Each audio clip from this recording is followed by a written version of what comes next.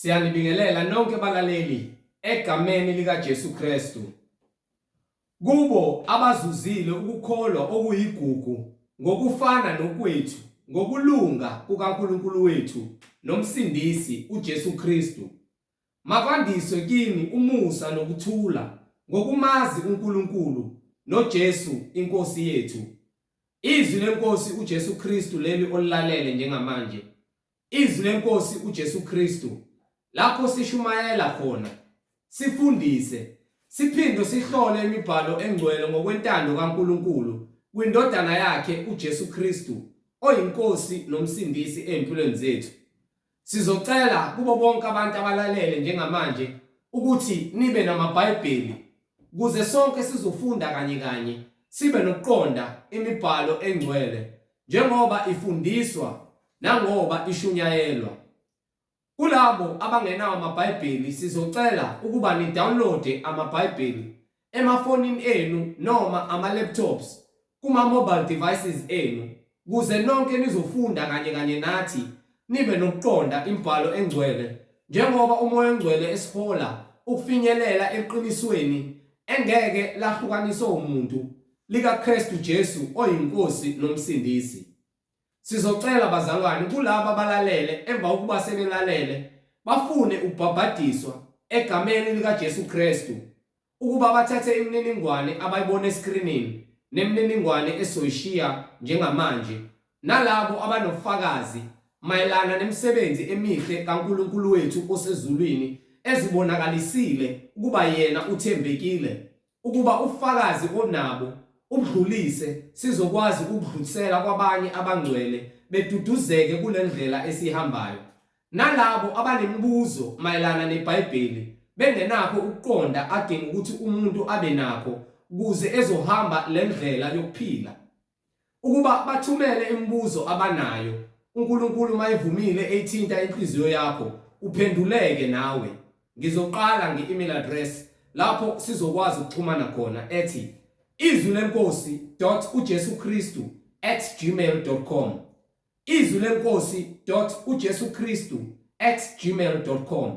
Ngilandelise nge-cellphone number noma i-WhatsApp number la sizokwazi ukuxhumana khona ethi 066 566 9245 066 566 9245.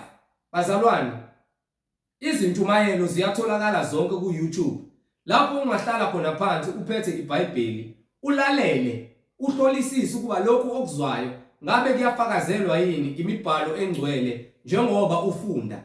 Ku-YouTube uzosearcha uthi izwi lenkosi uJesu Kristu, izwi lenkosi uJesu Kristu. Ungakhohlwa ukusubscribe, ungakhohlwa futhi ukuthumela nabanye ohlanganyela nabo ngaso sonke isikhathi manimdumisa uNkulunkulu nithi nimdumisa ngokomoya nangeqiniso, ukuba nabo bahlolisise imfundiso le abayiphethe nabayincelayo abayidlayo ngaso sonke isikhathi manihlangene nithi niyamkhonza uNkulunkulu, ukuba ngabe umoya ongcwele uyayifakazela yini njengoba efakazelwa kuwo wonke amabandla kaKristu embhalweni engcwele iBhayibheli. Ku-YouTube uzosubscribe uthi izwi lenkosi uJesu Kristu. Bazalwane, asivule ngomkhuleko simbonge uNkulunkulu ngalesikhathi samanje nokuba izindlebe zethu zivumele izwi lakhe ukuba lingene ngaphakathi kithi, singagcini ngokulizwa kodwa silenze izwi. Baba wethu osezulwini, mangcweliswe igama lakho Nkosi uJesu Kristu. Umbuso wakho mawufike, intando yakho mayenziwe emhlabeni njengasezulwini. Usiphe namhla isinkwa sethu semihla ngemihla. Usithethelele amacala ethu njengoba nathi sibathethelela abasonayo.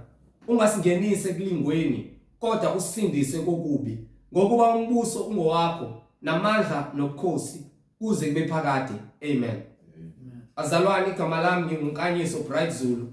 Ngihamba nomfowethu umhlengi Zondi noBradley Sebula. Bazalwane, siyanibingelela egameni lenkosi yethu Jesu Kristu. Umfowethu umhlengi Zondi uzobe sihola ejula kabanzi enaba ngokwempihlakalo yembhalo, umoya ongcwele ekhazimulisa inkosi yamakhosi uJesu Kristu, yena yedwa ongumqali nomphelelisi weimpilo zethu, uNkulunkulu ongunaphakade. Azalwane yamkelani inceku yenkosi umhlengi Zondi. Amen. Amen. Siyanibingelela bazalwane ngegama lenkosi uJesu Kristu, umnini mandla onke, yena ongukuphila kwethu noyithemba lethu. Siyaba nakho okuphathekayo kwasenyameni, kuphinde futhi kulahleke ukuba okwasenyameni okwasemhlabeni okuphathekayo. Kepha uJesu uma sinaye, noma ngabe kuthiwa awunayo imali, noma ngabe kuthiwa unawo umsebenzi, noma ngabe kuthiwa unawo umndeni, kepha uma unoJesu unakho konke. Abafowethu nodadewethu bonke sibathola kuKristu abeqiniso. Amen. Laba begazi uyasitshela uJesu ukuthi uma eza emhlabeni akalethanga ukuthula, kepha ulethe ukuba khona, ulethe inkemba ukuze kucace njengokuba ezosika ngeqiniso ukuthi obani okungabakhe. Inkemba iqiniso. So ulethe iqiniso ukuze azithathele abantu bakhe abalethe ngakuyena. Emndenini kuzoba khona ukwahlukano ngokwezinkolo, ukuba abanye bafuna lokhu, abanye bafuna lokhuya.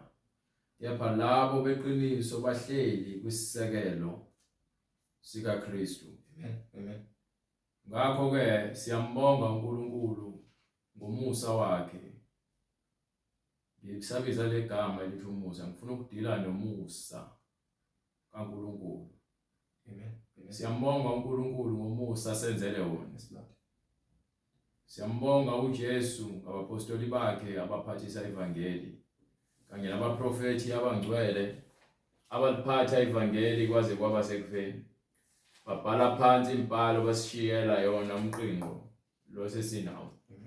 Nabapostoli bathola ubufakazi babo babhala basishiyela ukuze sazi izindlela zikaNkulunkulu. Ngakho ke since siphila ngaphansi komusa, umusa wanda ngenxa yesono. Amen. Amen. Njengoba kwanda isono nomusa uyanda, kepha kuzofika isikhathi lapho umusa uzovalwa khona. Amen. Iminyango yomusa izovalwa mzukwane, amazulu nomhlaba ezakudlula. Umusa uzakuphela. Amen. Kepha umusa wakhe awupheli wangonaphakade, kepha isikhathi esibekelwe umusa sizakuphela. Ngakho ke sifuna ukuzwa koza kwethu laba abazibiza ngamakholwa abathi baphila ngaphansi komusa, ngakho ke bayenza isono, baphila ezonweni, bafana nezwe ekubeni bazibiza ngamakholwa kaKristu. Akekho umuntu ozozibiza ngekholwa likaKristu ebe enza into ephambene nemfundiso nemiyalelo kaKristu. Amen. Amen. Simelwe ukuthi senze izwi lakhe uKristu siligcwalise. Isono siyangena, singena ngoAdam, sizovala ngoMose. Bese ke umusa uvela ngoJesu, uzovalwa mzukwane sekufika usuku lokwahlulelwa. Sisanikiwe umusa. Ongiphe incwadi yamaRoma sahluko 5 kusukela kuverse 18. Incwadi kwabaseRoma isahluko sesihlanu. Yes sir. Verse 18. Go ahead. Romans chapter 5 verse 18. Yes sir. Ngalokho ke njengokuba ngasiphambeko sinye kwabakhona ukulahlwa kwabantu bonke, njengokuba kwabakhona isiphambeko sinye, akuzange kuze kube yiziphambeko. Seziningi-ke manje iziphambeko, kepha kwakuyisiphambeko. Yes Lord. Kwase kulahlwa bonke abantu ngesiphambeko esisodwa. Yes Lord. So isono akufanele zibe ningi izono ozenzayo ukuze ungene esihogweni. Lord Jesus. Akufanele zibe ningi izono ozenzayo ukuze ukhishwe ebungcweleni. Isono esisodwa siyakukhipha ebungcweleni. Amen. Ingakho kuhlezi kufanele uzinuke amakhwapha, uzihlole ukuthi ngabe usahamba ngabo ubungcwele noma cha. So kubalulekile ukuthi silazi iBhayibheli. Amen. Ukuze uzokwazi ukuzihlola. Ngeke uze uzihlole ungalazi iBhayibheli. Nina abazenzisi makholwa amanga zikhohlakala indini, nikhohlakele ngokuba nifika ngegama likaJesu. Kepha ngemisebenzi niyamphika ngokuba anilazi izwi lakhe. Lord Jesus. Noma silishumayela izwi lakhe abanye bavala amadlebe ukuba abafuni ukuzwa iqiniso. Ingakho kuthiwa libizwa ngenkemba. Yes, Lord. Libizwa ngomlilo. Amen. Libizwa nangesando. Ukuba njengenkemba lisika kakhulu esonweni. Lihangule isono njengomlilo. Uma unenkani, uma uqhubeka ukulalela izwi, liza kuphahlaza isono njengesando. Isono siphenduka imvuthu, iphele indaba yesono. Amen. Ngokuba yini uhlalile ezwini. But uma lizofike lishaye bese wena uyaqenqeleka ubaleke ngeke likusukele. Lord Jesus. Kepha uyalazi ukuthi lishaya kanjani. Amen. Amen. Ngelinye ilanga uza kulikhumbula mzukwane sekwahlulelwa. So ufisa ukube wavumela isando sakuphahlaza. Amen. Ngokuba uthi uJesu uma umuntu letshe liwela kuyena liza kumgaya abe impuphu. Yes, Lord. Yes, Lord. Kepha uma umuntu eziwela yena phezu kwetshe, Yes, Lord. liza kumphula kepha ngeke limbulale. Amen. Liza kumlungisa. Amen. Kepha uma seliwela kuwena seliwa ngentukuthelo, yabona itshe meliwa liwela kubhozo noma liwa nje lizokushaya. Lord Jesus. Itshe elikhulu imbokode likushaye nje ubhozo. Ubhozo unhlanhlatha igazi, umfimfe. Amen. Kuba uze ngolaka. Ize ngolaka imbokode. Amen. Yafica ubhozo yawushaya. Kanjalo nabantu abanenkani, intukuthelo kaNkulunkulu iza kuwela phezukwabo. Iqede ngabo. Phansi esihogweni. Amen. Phansi kwalasha. Lapho khona umgodi wakhona ongena siphezo. Lapho khona ikusha kwakhona akupheli. Amen. Amen. Lapho khona izimpethu zakhona azifi. Yanuka. Kunuka imphefumulo yabantu bekade bephilela ukuzithanda bona. Lord Jesus. Abafunanga ukwamukela ukuphila kuKristu. Amen. Amen. Sikhuluma nabo bonke abazenzisi. Yes, Lord. Ningaqhosha nichome ngamabandla enu okwesikhashana. Lord Jesus. Asinandaba ukuthi esontweni lakho nibangakanani nibangaki. Yes, Lord. Seyinesikhathi engakanani labakhona. Into esinendaba nayo ukuthi ngabe lokho abafundisayo kukhona eBhayibhelini. Amen. Ngabe niyalenza yini izwi? Ngabe niyalazi yini izwi? Abantu abaningi bayakholwa abalazi izwi, abalenzi izwi. Amen. Amen. Bathi bayakholwa ukuthi uJesu uyinkosi yomsindisi siphila ngaphansi komusa. Lesi iBhayibheli ngesono esisodwa Yes, Lord. kwangena ke ukufa nokulahlwa kwethu. Amen. Silahlwa isono. Manje na ke wena ubanjwe imimoya izono eziningi zikuthandele. Amen. Ngenxa yokuthi awulazi iBhayibheli kepha uthi uyakholwa. Ngiyakholwa kuJesu. Ngiyakholwa kuNkulunkulu. Yini oyikholwayo ngoNkulunkulu ungalazi izwi lakhe?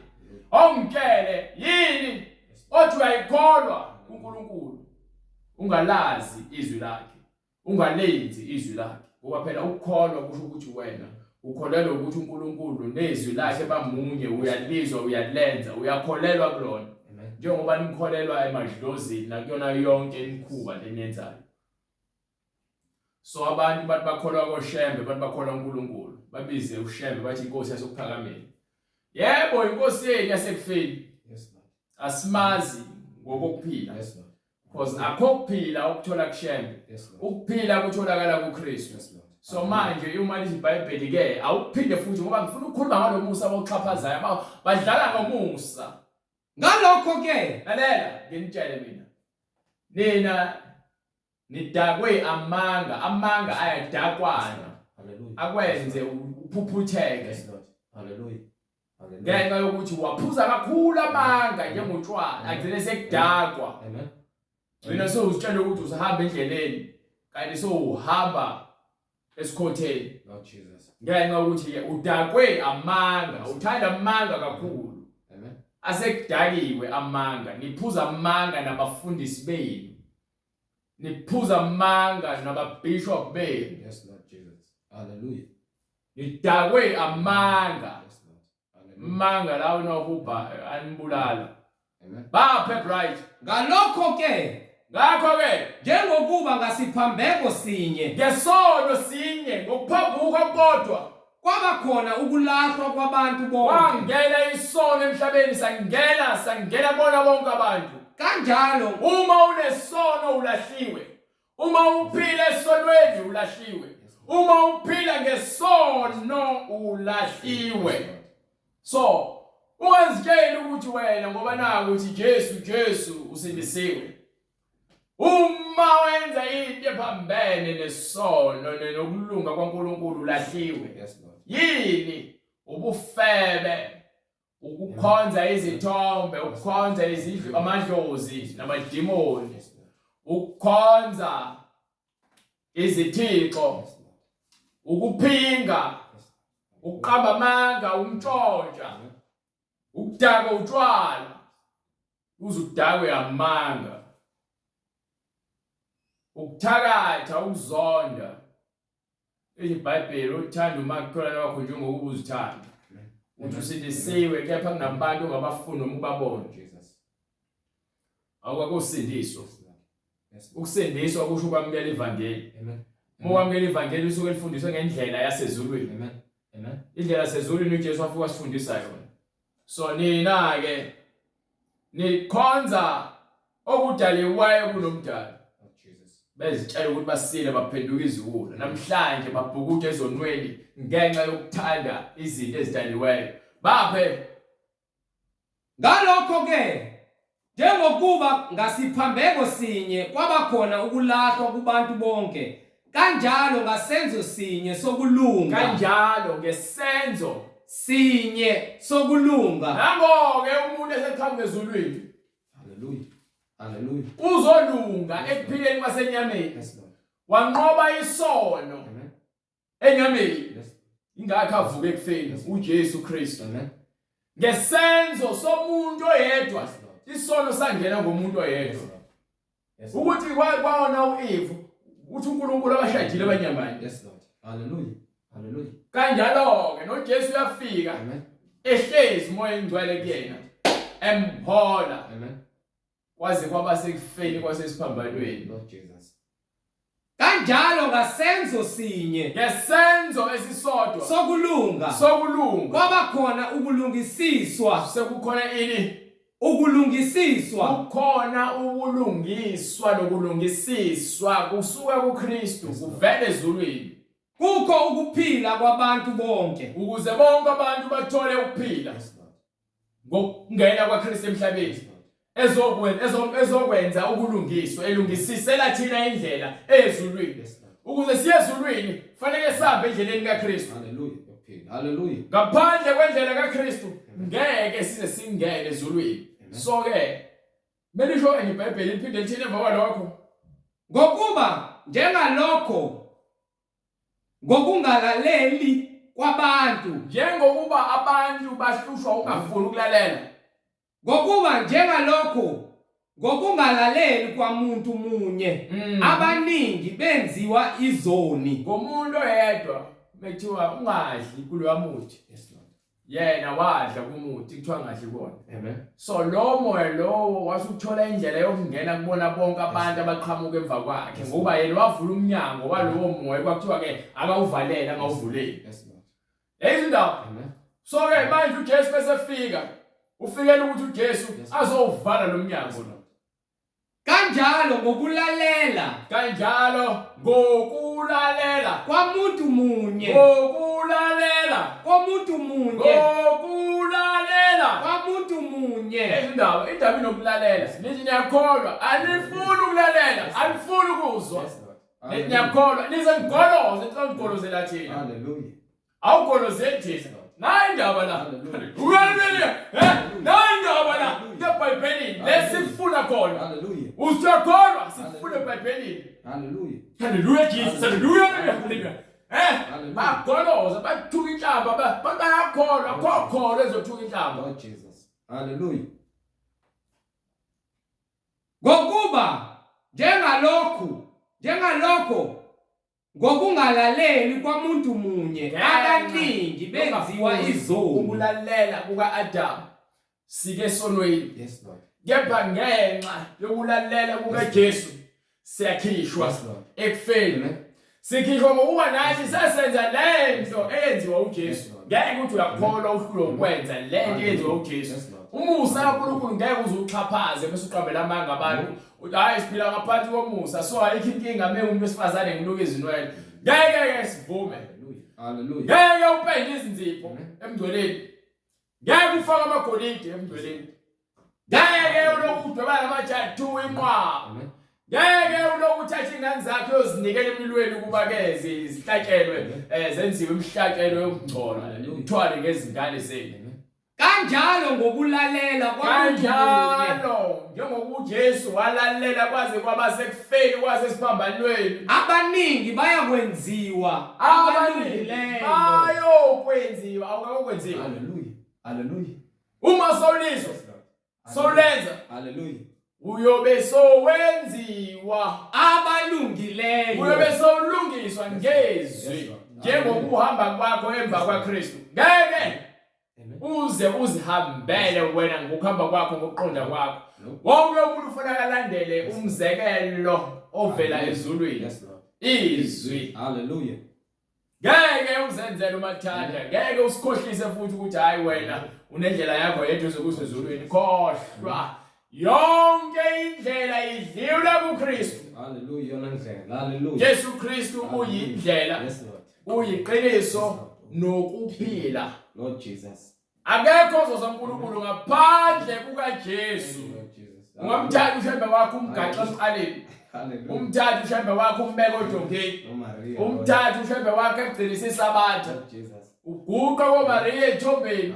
Uguqe koJesu abadwetshiwe. Uguqe kwimoya engcwele edwetshiwe njengamajuba. Uguqe phambi kweziphambano uthiphe isiphongo nesifuba namahlombe ubheke phezulu. Still. Hallelujah. Awulazi izwi. Yes Lord. Hallelujah. Bantu bayabhubha ngenxa yokuthi ke ulwazi abanalo. Ulwazi. Uthi ke umoya engcwele bekhuluma kuSamuel. Kubalekile ukuthi umuntu enze izwi ngaphezulu kokunikela emhlabelo yenu. Ngokuba emhlabelo yenu engasuki endaweni efanele. Ninikela ngendlela engenakho uqondo. Samuel chapter 15, starting from verse 18 or verse 21, right? Kwathi incwadi yokuqala amakhosi isafuko 15 right? verse 21. Samuel. Ayikho ukuthi uSamuel eBhayibhelini yeke bright njengichazayo. Manje ke uma ke kunikwa umyalelo kuthiwa wenze wena ungawenzi. Wena wenza ukuphambene nomyalelo bese uzitshela ukuthi hayi mina ngikwenzile lokho okufuna uNkulunkulu. But ke izwi lakhe awulenzanga ngoba nawe uzothoka kuyanikelwa unikelile kepha manje uyalizwa ilizwi lithi ungoni. Uyalizwa lithi izwi hamba ngale ndlela wena uhambe ngendlela yakho. Lokusiza ngani ukuthi uzuze izwe lonke ube nakho konke nengcebo ubuse udle kamnandi, ugqoke kamnandi, ulale kamnandi, ushayele kamnandi, uvuswe kamnandi, kepha egcineni uhambe esihogweni. Kuyokusiza ngani? Ukukhonza oshembe, abantu abafile abagcwele amathuna, ukukhonza oMaria basemathuneni. Hallelujah. Ekubeni uJesu yasitshela ukuthi ke ubaba wethu usezulwini. Lapho uJesu athi asombiza egameni lakhe, konke sicela egameni lakhe kuyakwenziwa. Amen. Niqale manje nithi ke nithandazweni beyo yethi Maria ucobileyo. Ucobe kuphi? Lord Jesus. Mewuthi niyakholwa iBhayibheli, kukuphi ke leBhayibheli ekuthiwa khona sikhuleke kuMaria? Uma ngekho nikwenzelani? Hallelujah. Hallelujah. Uma uNkulunkulu engakazi athi uyiTrinity eBhayibhelini, phone imbizelani ngeTrinity noma ngeziqu ezintathu. Yazi iziqu into njengoba usibona sibathathu siziqu eziwu3. Hallelujah. Hallelujah. So awukwazi ukuthi uthi uNkulunkulu uhlukane kathathu unamanga, uthi uNkulunkulu uyedwa. Yes Lord. Hallelujah. Uthi uNkulunkulu ngumoya oyingcwele. Yes Lord. Hallelujah. Ubanike lapha kuIsaiah 43. Isaiah 43. Starting from verse 10. I want to see if ikhona lento engifunayo. Incwadi uIsaiah isahluko 43. Yes sir. Verse 10. Ningofakazi bami. Nina ningofakazi bami. Usho uJehova. Usho bani? uJehova. Akusho uJehova. Usho uJehova. Usho uJehova. Abantu bakashembe sebabiza ushembe ngoJehova.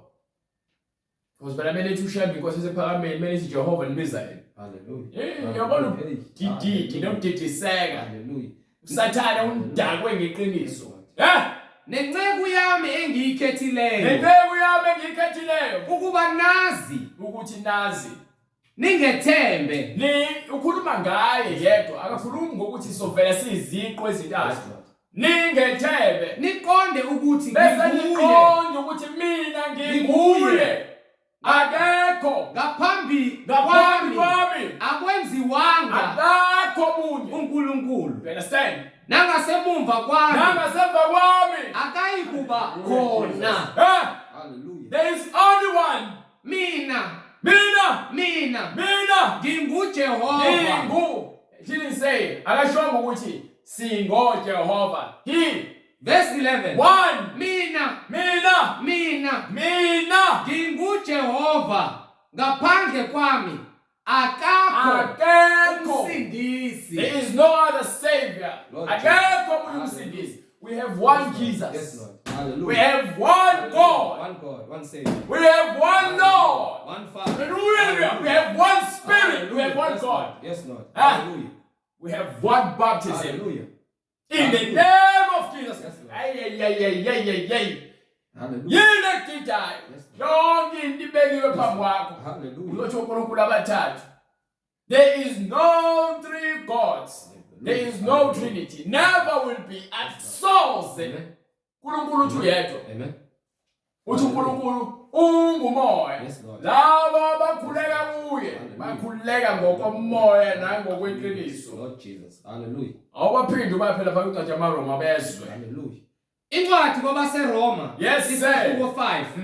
Verse 20. Go ahead. Romans chapter 5 verse 20. Go ahead. Kepha umthetho wangena ukuba isiphambeko sande. Lalela ke.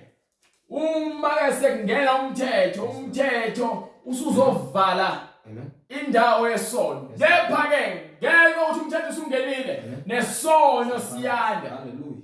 Siyaqina isono ngokuba isono singena ngokuthi khona umthetho. Siloko sifuna indlela yokungena. Nalapho ekhona kumele umthetho nesono naso sifuna ukungena. Sifuna ukuputshuka ingakho abantu bezaphula umthetho. Lord Jesus. Baphula umthetho kaNkulunkulu. Hallelujah. Hallelujah. Bebe bayamthanda, bebe bayamkhonza, kepha umthetho wakhe abafuni ukugcina, abafuni ukulonda. Ingakho uJesu athi uma umuntu ezwa lamazwi ami engawalondi, angimahluleli mina. Kepha ukhona omahlulelayo. Izwi. Hallelujah. Lord Jesus. Engalikhulumayo ilona elizakwahlulela ekugcineni. Yes, Lord. ukuba ngizanga ukuzokwahlulela izwe kepha ngizele ukuzosindisa ngizele ukuzosindisa Hallelujah. uthi ngithatha ukuphila kwami ngiyakwendlala songophinde ngikwazi ukukuthatha akekho futhi umuntu ongangivimba ukuba uphilo kwami uJesu Yes, Lord. hayi Unguphilo kufakazi. amandla akuJesu Hallelujah. hallelujah Hallelujah. Yeah. Hallelujah. baba bright Kepha umthetho wangena ukuba isiphambeko sande. kungena umthetho uzokuvala ukuthi isono singandi kepha ke isono siyanda because abantu ngenxa kaAdam Yes, Lord. Yes, Lord. sebelahliwa abantu Amen. babuyisela ngomthetho ekuphileni Amen. Amen. kepha babhebhetheke esonweni Amen. babalekela umthetho awujiki umthetho awupheli Yes, Lord. umthetho angeke uguquke Yes, Lord. ungawuphula umthetho kepha wena uzibekela intukuthelo lezindaba go ahead Kepha umthetho wangena ukuba isiphambeko sande. Yebo. Kodwa lapho kwavama khona isono. kepha lapho kuvame khona isono Umusa wavama kakhulukazi. ngiyabona ke ngokwanda kwesono uNkulunkulu wayeseletha lento lekuthiwa ke abantu manje ngiyabathethelela uma Hallelujah. bevuma izono zabo bephenduka lalela ngifuna ungizwisise kahle ngoba ngizokuthatha ngikubeke nina abantu bomusa sikhohlakalindini elithatha umthetho kaNkulunkulu nomusa kaNkulunkulu nogxoye ngaphansi kwezinyawo songena kunina songena maphaketheni sikhiphe bonke ama tricks ka devil Amen. Amen. nani iBhayibheli Yes, Lord. Hallelujah. Hallelujah. right Hallelujah. lithi iBhayibheli Hallelujah. Kepha umthetho wangena ukuba isiphambeko sande. yes sir Kodwa lapho kwavama khona isono. lapho khona sekwanda isono Umusa wavama kakhulukazi. so manje kusho ukuthi ke umthetho ufanele ugcwaliswe ngomusa umthetho uyagcwaliswa ngomusa kusho ukuthi manje uma kuza umusa kusho ukuthi abantu kufanele bawazi umthetho noma beyizoni basengabuyiswa ukuze baphinde bazongena kuphi emthethweni baphinde ngomthetho ngokuba ke umusa wokuthi ukwazi ukubona ukungcola kwakho unikiwe isikhathi ukuthi nakho ukuphila umusa siyakunika ngokuba ke ukuphila kwakho ngomthetho uma wona wongekho umusa ngomthetho kaMose wobulawa hambe bafunela kwincwadi ya Leviticus chapter 20 ngifuna sidile nayo kusukela ku verse 1 khona bezoqonda ukuthi umusa usho ukuthini ngosuku lweMose ngomthetho kaNkulunkulu ufuna ukukhombisa ukuthi ke umusa akuyona lento enichabangayo lento enidlala ngayo lo nikhuluma ngomusa emasontweni nikhohlisana nilahlisana ufuna ukukhombisa ukuthi umusa yini usho ukuthini umusa bright obusheshe baba uncane Chapter 4. Leviticus chapter 20 from verse 1 bright Incwadi uLeviticus chapter 20 verse 4. hamba ke nayo Uma abantu balelozwi besitheza kancane amehlo abo kulowo muntu lapho enikela ngenzalo yakhe kumoloki bangambulali ngiyabeka ubuso bami bumelane nalowo muntu nomndeni wakhe. uyawuza umthetho Hallelujah. uyawuza umthetho uthi uma abantu leni yakhona ngimisa manje eKhanani Yes, Lord. uma nithatha izingane zenu Amen. Amen. noma nibona abantu benza lemkhuba yasezweni lokuthi banikele izingane zabo kube emhlatshele kumadimoni Omoloki. Hallelujah. ningambulali Amen. kumele njani abulawe Yes, Lord. Yes, Lord. mina ubuso bami ngiyobhekisa ngani kulabo abantu abangafuni ukuthi babulale lo muntu yabona ukuthi ke umthetho loqinile ukuthi uma ke kukhona isoni umuntu owenza njengoba kubhaliwe kufanele abulawe Yes, Lord. manje umusa akasekho umuntu onelungelo Amen. lokubulala omunye umuntu Hallelujah. Hallelujah. uma lithi iBhayibheli ngokomyalelo omdala noma ngomyalelo yebo lithi ungabulali lisho ukuthi ke ungabulali ngenhloso yezono bathi ngokomthetho kaNkulunkulu ofunyanwa enesono noma enza isono kufanele abulawe ngokomthetho. Fanele ahlale phambi kwabantu ahlulelwe. Ingakho kuthiwa kufanele sahlulele ngendlela engafanele. Ukuba yini ke? Ukwahlulela usukuthatha impilo yomuntu ubeke engcupheni. Amen. So wena ophethe umthetho waziyo umthetho. Fanele wenze sure ukuthi ke kwenziwe ucwaningo ukuze umuntu masahlulelwa ahlulele ngobufakazi kuthiwa nabo ubufakazi wonile ngempela bese ayahlulelwa. Uma umuntu ezokufika ke wahlulele ngokuthi uyamazi noma uyamzwela umnike isigwebo esikafanele. Wena uyisikhohlakali wena uNkulunkulu uzodila nawe. Manje na ke sizwa umthetho. So ngaphansi komusa akasekho umuntu ozobulalela umuntu ukuthi unikele ingane zakhe lapha emadimoni. Akasekho.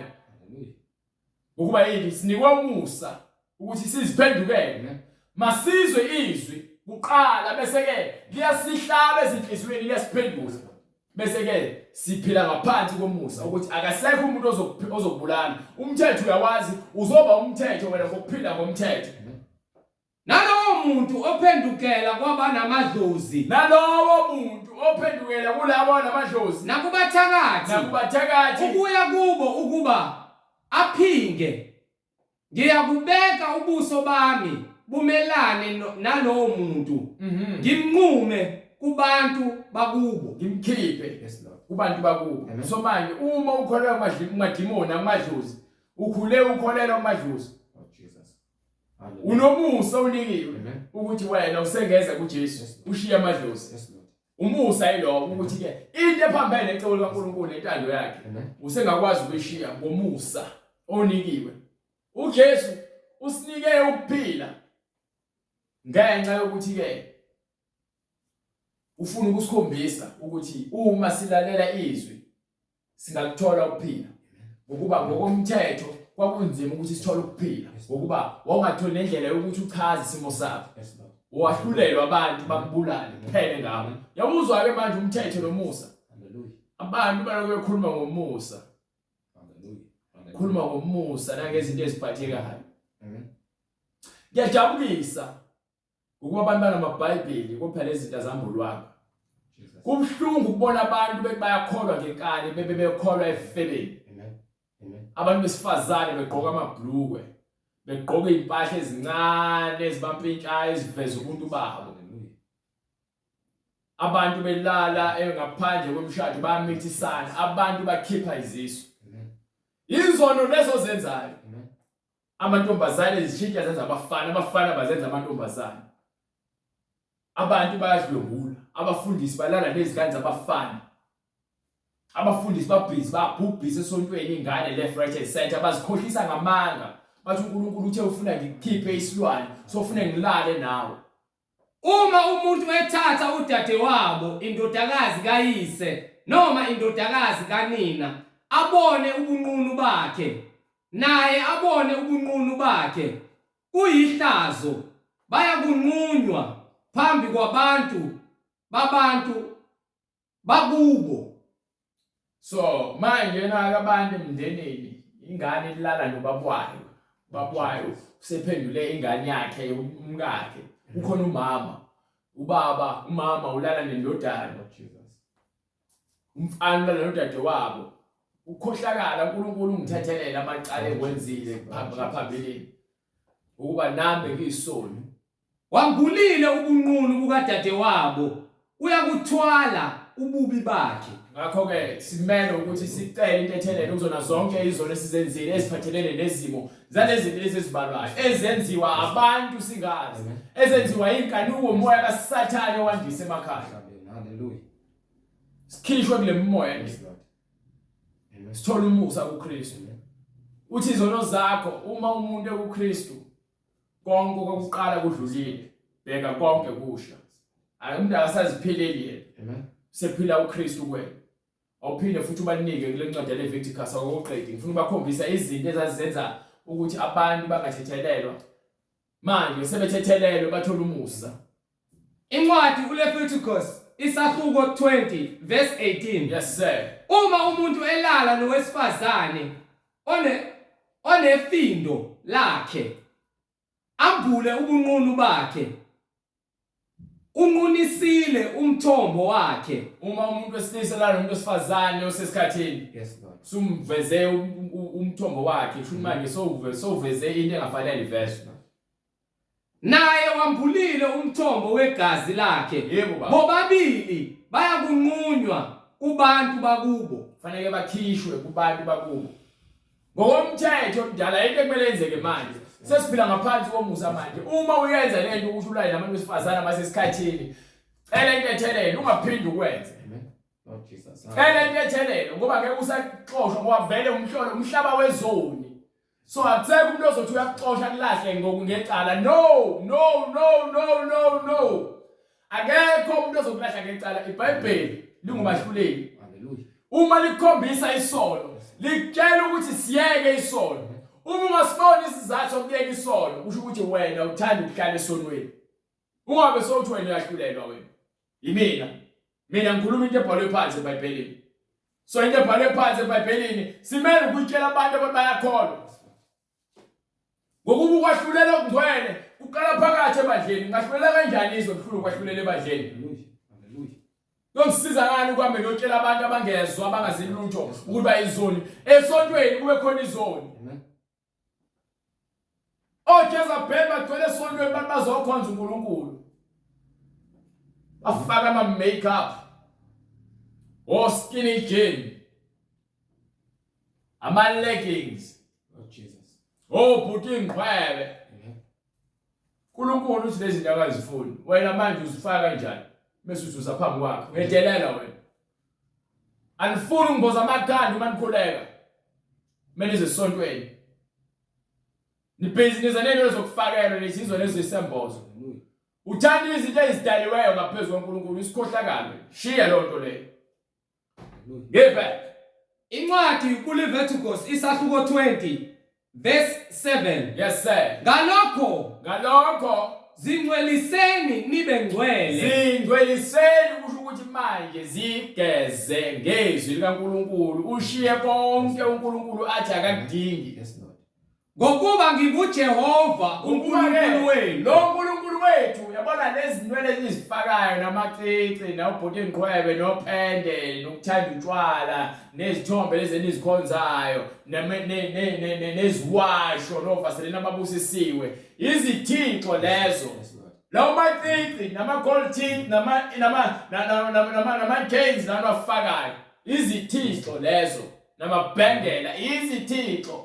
Icici enkabeni, icici ezibeleni, icici emabeleni, icici ezindebeni, emakhaleni. Sawuphenduka into ongayazi wena. Usuvele nje wenza izinto ngenxa ukuthi amadimoni ajenza lokhu uyakwenza. Amadimoni akhombisa into uyayenza. Yonke lento eyenzayo emzimba yenu engukhohlakala. Amadimoni ambambile lawo. Ngegama likaJesu sithi lo madimoni siyawakhipha. Uma nje uzothobisa inhliziyo yakho uze uJesu ekhuluma. Uyobe sekukhulula ekufeni kwalemhlabeni ukuze uthole ukuphila kwasezulwini. NgoJesu kuphela. Anogcina izimiso zami. Sifanele ukugcina ikona konke okubhalwe phansi eBhayibhelini. Nizenze nginguJehova. Ngokuba kukhuluma abaningi. NginguJehova oningcwelisayo. Ukhuluma uJesu. Okuyena osingcwelisayo. uJesu uyasingcwelisa usinika ukuphila.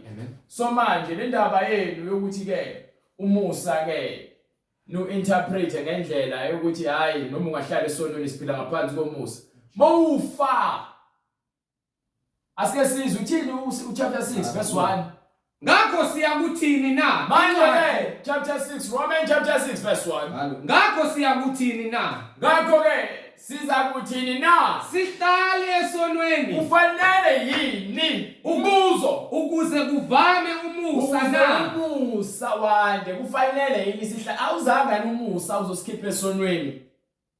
Khana kanye. Akufanele sihlale esonweni ukuze wande umusa. Isho iBhayibheli cha ngeke uhlale esonweni bese ucabanga ukuthi umusa uzokwanda. Thina esafa maqondana nesono. Uma ke sowushiyile isono singabuye sihambe kanjani kuso na? Uphila kanjani uhambe esonweni? Ongiphi incwadi yaseGalatia Galatians chapter 2 or chapter 3 chapter 3 verse 18. Incwadi kwabaseGalatia isahluko sesithathu. Yes sir. Hallelujah. Verse 18. Verse 18. Ngokuba uma ifa likhona ngomthetho. Yes sir. Alikho ngesithembiso. No, only put chapter 4 verse 18.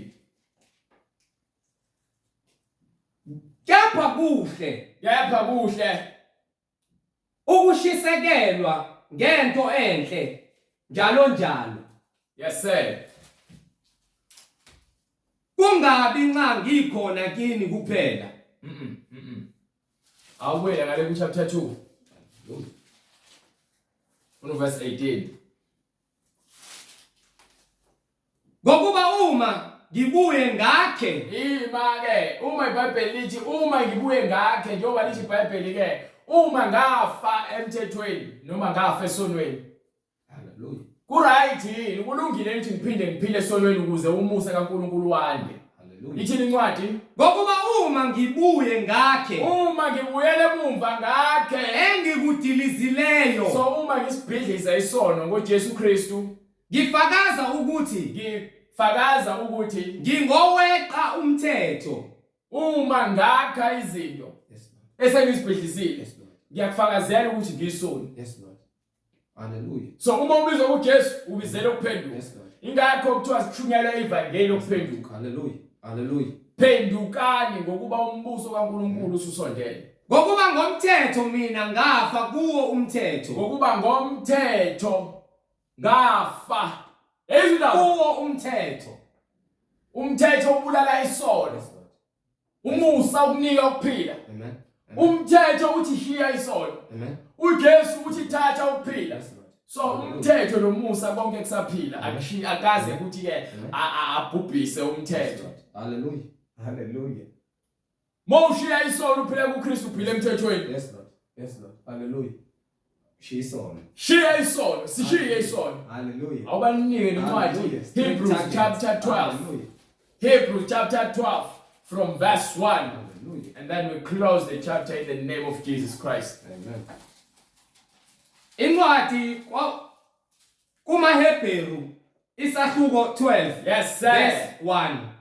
Ngalokho ke nathi lokhu sinefu elingaka sinenqwaba ifu elingaka lawofakazi ofakazi abagcwele iBhayibheli abasihaqileyo masilahle konke okusindayo iBhayibheli lithi nesono masilahle konke okusindayo nani nesono esithandela kangaka kithi. Usho kanjani ukuthi uphila ngaphansi komusa kepha uphila esonweni uhlela emjolweni uhlela emkipitweni uhlela ekuphingeni uhlela ebufebeni ubhizi uyahosha umahosha uteza komzimba uhlela ematshwaleni uhlela uphila amangeni usudakwe amanga waphenduka into ongayazi.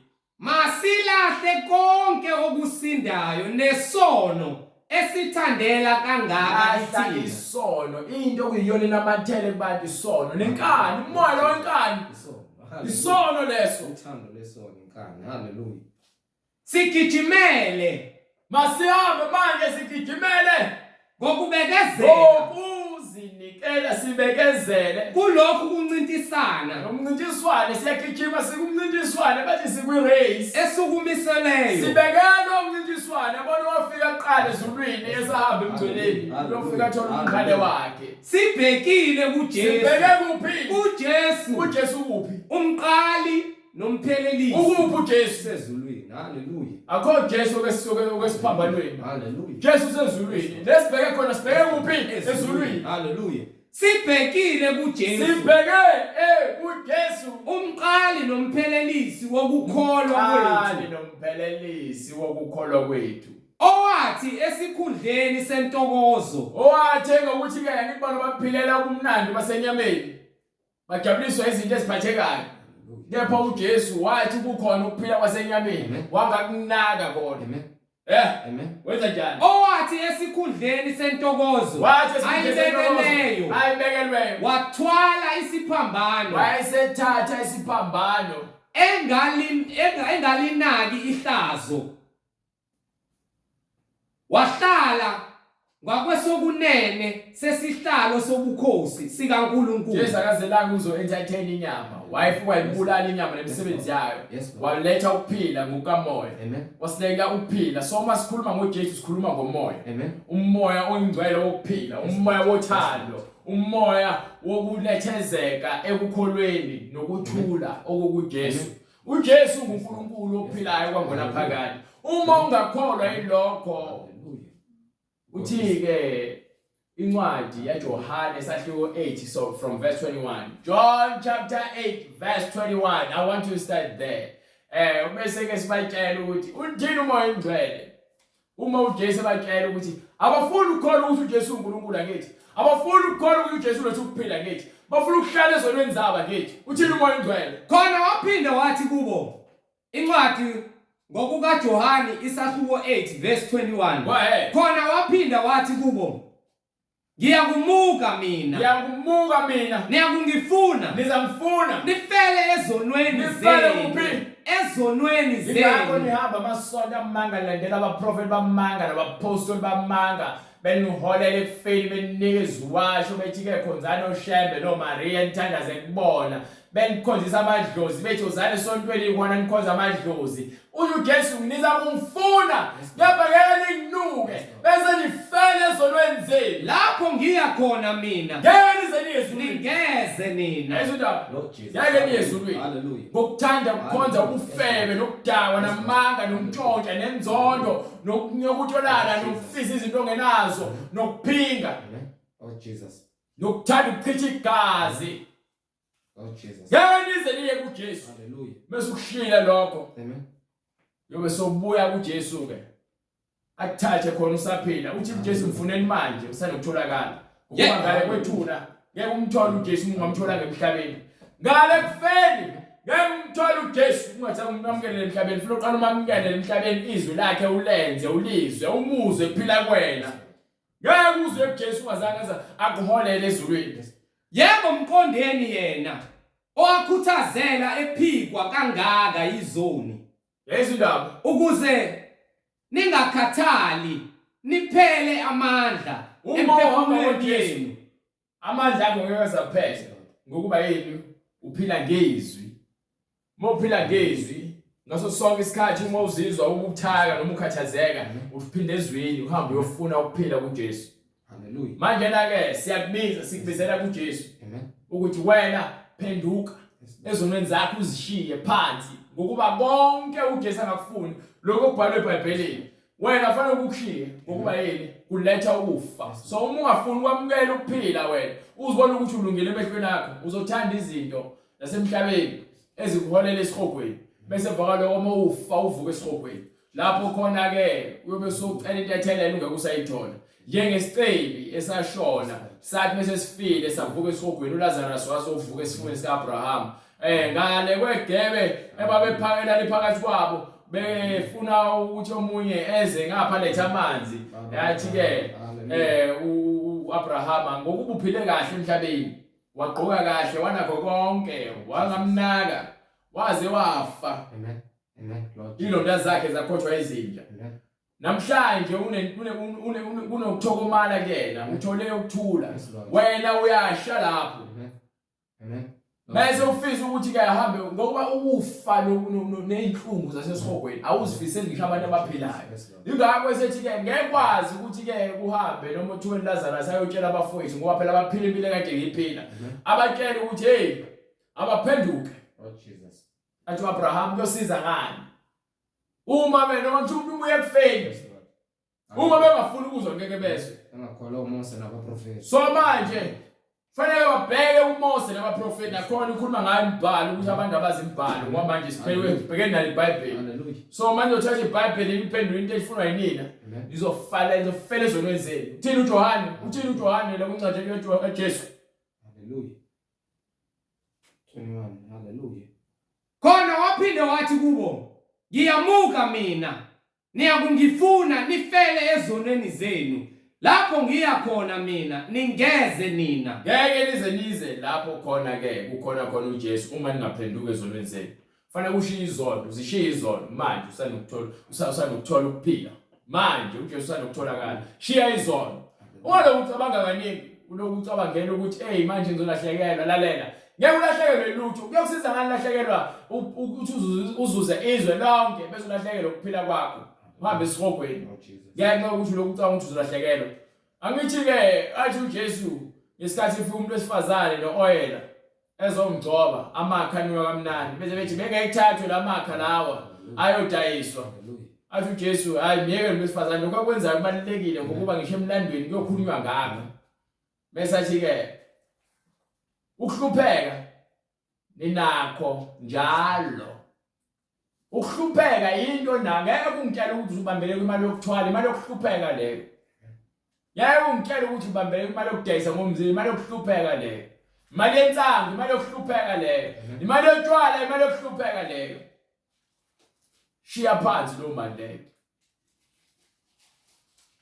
Ngokuba ukuhlupheka unakho, kanti uJesu awunayo. Ukuphila unakho. Jabuliso ukuthi unayo impahla ezinhle ezigqoka kahle, uneyintombi eziningi. Yokusiza ngani? Uyongena nazo esihogweni. Amen. Uthini uPetru mase batshela lapha kwincwadi yeZenzo sahluko 2 verse 38. Incwadi iZenzo isahluko sesibili verse 38. Yes sir. uPetru wayesethi, phendukani. Indaba. Ezwa indaba. Uyayizwa yini indaba? Kuthiwa niyatshela eBhayibheli hayi mina.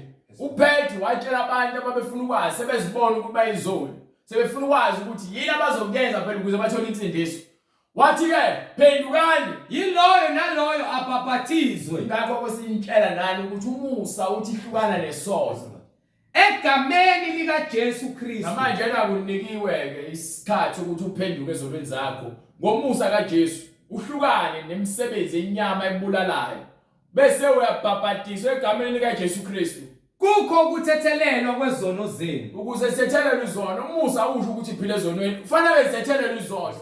Kufanele uziyeke ukuze sithethelelwe kufanele uhlukane nazo. Khona niyakwamukeliswa isiphiwo sikamoya oyingcwele. Isiphiwo sikamoya oyingcwele. Ngokuba isithembiso ngesenu nesabantwana benu. Isithembiso ngesenu nesabantwana benu. Esabo bonke abakude. Esabo bonke abakude. Bonke inkosi uNkulunkulu wethu eyakubabiza. Inkosi uJesu Kristu uNkulunkulu wethu uyakubabiza. Wafakaza nangamanye amazwi amaningi yobayala wathi zisindiseni kulesi sizukulwane esibambeneyo, siphambene lesizukulwane sibheke emuva. Siyanhlanhlatheka, sidakwe amanga nenkohliso nobufebe. Umoya kaSathane udakiwe. Udakwe lesizukulwane sikusona. Zisindiseni kulesizukulwane esiphambeneyo. So manje ke vuka ebaqandeni. Vuka ebaqandeni. Vuka. Amen. Wamukela uJesu. Manje sanokutholakala. Sithi ke laba abafuna ukubhaphathizwa asebephendukile, asebemamukela uJesu. Bazokwenza njengokuba iBhayibheli lisho, baphenduke ezonweni zabo bese beze kuthina basitshela baphendukile bese sebabhaphathiza egameni likaJesu Kristu ngaphansi kwamanzi. Noma ngabe ukuphi uNkulunkulu uzoyenza indlela isifinyelele kuwena. Sithi ke uNkulunkulu aqhubeka angcine, anandisele umusa, anikhiphe ezonweni ngamandla akhe uze kube phakade. Uze kube ukuthi uyabuza kwahlulela ibandla lakhe. Sithi namanje uNkulunkulu asigcine asilonde ezweni lakhe lasebuhleni bakhe. Sicela usivalele umkhuleko. Baba egameni lenkosi yethu Jesu Kristu uNkulunkulu onamandla. Siyabonga Nkosi izwi lakho elidala ukuthi sizihlole Nkosi kuba ngabe sihamba ngayo indlela yokuphila. Siyacela Moya Ngcwele inhliziyo nezingqondo zethu zingaqinelwa ngoba imimoya Nkosi ephambanisa izwi lakho kuba singabi nakho ukuqonda.